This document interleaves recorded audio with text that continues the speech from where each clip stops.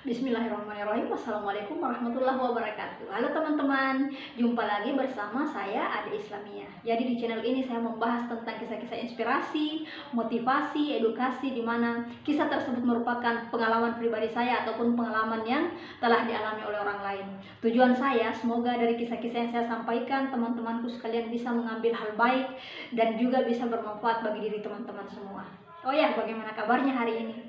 Saya berharap teman-teman tetap sehat dan semangat ya.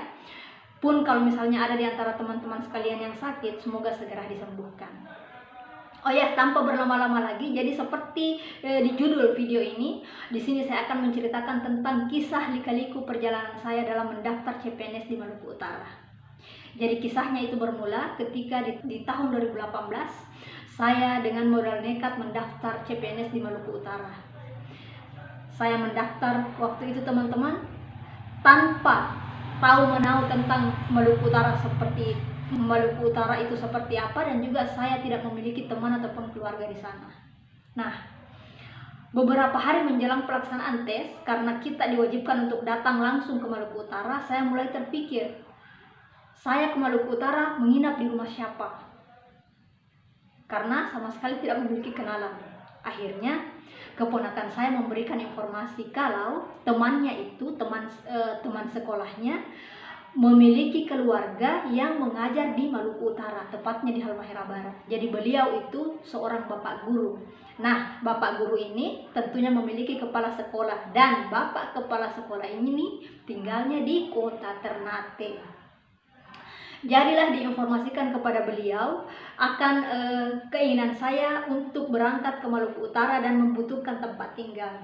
Dan alhamdulillahnya beliau sangat terbuka memberi saya tumpangan di rumahnya, pun beliau meluangkan waktunya untuk menjemput saya di bandara teman-teman. Jadi sesampainya saya di bandara Sultan Babula Ternate, bapak kepala sekolah sudah menunggu. Beliau menjemput saya dengan motornya, dan kesan pertama saya ketika sampai di Maluku Utara yaitu kota Ternate adalah kota yang sangat cantik. Pemandangan lautnya ada dan juga pemandangan gunungnya ada teman-teman. Jadi kalau Anda penasaran dengan kota Ternate, Anda suka berpetualang menikmati pemandangan yang indah, saya sarankan untuk berkunjung ke Maluku Utara. Oke, jadi setelah kami bertemu dengan bapak kepala sekolah, beliau membonceng saya ke rumahnya. Jadi rumah beliau itu di Marikrubu. Nah, ternyata untuk ke Marikrubu itu teman-teman, medannya itu kita harus mendaki, karena memang tempat itu merupakan jalur yang dilalui kalau ingin mendaki ke Gunung Gamalama. Jadi Marikrubu itu rumah bapak kepala sekolah itu pas di bawah kaki Gunung Gamalama. Jadi kalau pagi dan malam terasa sangat dingin. Sampai di rumah bapak kepala sekolah, saya diterima oleh ibu, diterima oleh keluarganya. Mereka semua sangat baik teman-teman, sangat ramah. Dan sekalipun itu merupakan pertemuan pertama kami, akan tetapi kami cepat akrab dan saya merasa nyaman di rumah tersebut. Jadi dan keesokan harinya saya akan mengikuti tes, dan baru saya mendapatkan informasi bahwa ternyata tempat tes itu yaitu Sofifi, tempatnya itu terpisah dari kota Ternate. Kalau kota Ternate pulau tersendiri, dan kota Sofifi itu merupakan bagian dari kepulauan Tidore. Jadi untuk ke sana dari Ternate itu kita harus menggunakan transportasi laut. Jadi keesokan harinya pagi-pagi sekali sekitar jam 7 saya sudah siap dengan kostum hitam putih. Saya menuju ke pelabuhan Speed, dan di sana lagi-lagi saya dipertemukan dengan orang baik teman-teman. Saya bertemu dengan salah seorang peserta tes yang juga dari Sulawesi Selatan, dan kabar yang lebih menggembirakan lagi, beliau diantar oleh keluarganya yang memang sudah lama tinggal di Maluku Utara. Jadinya saya merasa senang sekali karena saya sudah tidak perlu lagi mencari-cari alamat di mana itu kantor BKD. Saya tinggal ikut saja dengan teman yang baru saya temui teman-teman. Perjalanan dari Ternate menuju ke Sofifi dengan menggunakan Speed itu sekitar 45 menit. Dan ternyata ketika sudah sampai di sana, tempat pelaksanaan tesnya itu dari pelabuhan Speed masih jauh teman-teman. Jadi kita harus menggunakan mobil lagi, naik mobil. Jadi dari pelabuhan Speed itu kita naik mobil ke sana. Kalau orang Maluku menyebutnya dengan naik oto. Jadi kita naik oto dari pelabuhan Speed ke kantor BKD. Saya sampai di kantor BKD itu sekitar 8:30. Karena memang saya mengikuti tes di sesi ketiga, jadi begitu sampai saya menonton peserta di sesi pertama dan peserta tes di sesi kedua, dan hasil dari tes kedua sesi tersebut adalah tidak ada yang lulus passing grade. Saya mulai berdebar-debar teman-teman dan menunggu sampai sesi saya tiba. Akan tetapi kan di sesi ketiga itu dia siang, jadi sebelumnya itu kita melaksanakan sholat zuhur dulu teman-teman. Saya naik ke lantai 3 kantor BKD dan di sana kami melaksanakan sholat zuhur berjamaah.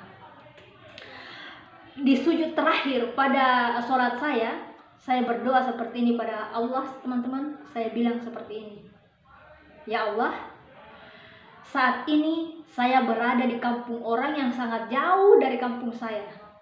Niat saya datang kemari tulus untuk mencari rezeki. Hamba pasrahkan semuanya kepadamu karena Engkau yang Maha Tahu. Doa saya seperti itu teman-teman. Dan setelah melaksanakan sholat, kami diarahkan untuk langsung masuk ke dalam ruang ujian karena memang hampir semua peserta semuanya sudah berada di sana teman-teman.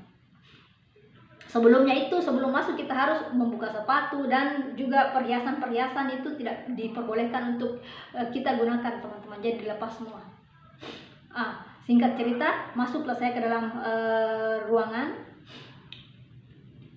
Kemudian mendengarkan panitia yang memberikan pengarahan tentang bagaimana prosedur pelaksanaan ujian tersebut. Setelah itu kami mengerjakan tes kurang lebih 2 jam teman-teman. Dan jujur, tesnya itu memang sulit teman-teman. Iya, tapi meskipun sulit, saya tetap menjawab keseluruhan dari soal yang pertama sampai terakhir, itu tidak ada yang saya kosongkan teman-teman. Dan menjelang beberapa menit waktu tes selesai, saya sudah mengklik selesai di komputer saya yang menandai bahwa saya sudah mengakhiri untuk mengerjakan soal tersebut. Dan ketika saya melihat hasilnya, ternyata saya bernasib sama dengan 2 peserta di sesi sebelumnya teman-teman. Saya pun tidak lulus passing grade. Jadi di tes SKD itu kan ada 3 jenis tesnya, ada TIU, ada TWK, dan ada TKP.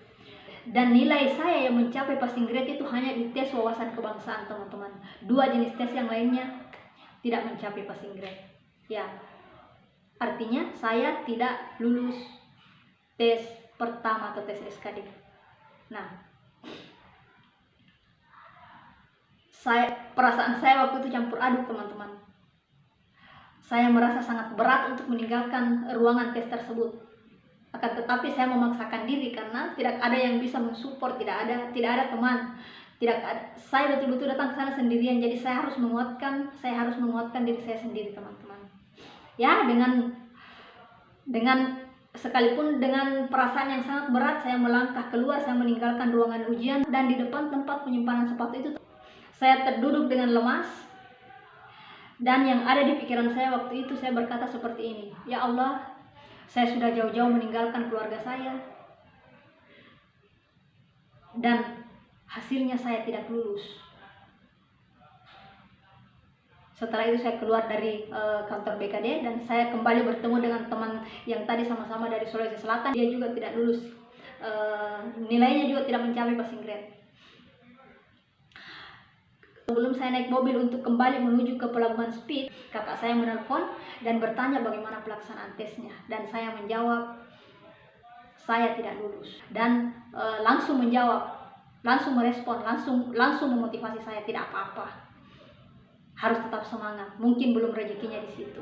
Begitupun ketika saya sudah sampai di Marikrubu, di rumah tempat saya menginap, ibu menyemangati saya.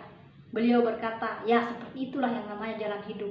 Setelah pelaksanaan tes itu, saya masih menginap di rumah Bapak Kepala Sekolah sampai 2 hari kemudian. Setelah itu saya kembali ke Sulawesi Selatan. Setelah sampai di Makassar, perasaan saya campur aduk antara takut dan malu dengan kakak-kakak saya. Saya takut dimarahi karena mengambil keputusan untuk pergi tes di tempat yang jauh dan hasilnya tidak memuaskan, dan juga malu karena saya tidak lulus teman-teman.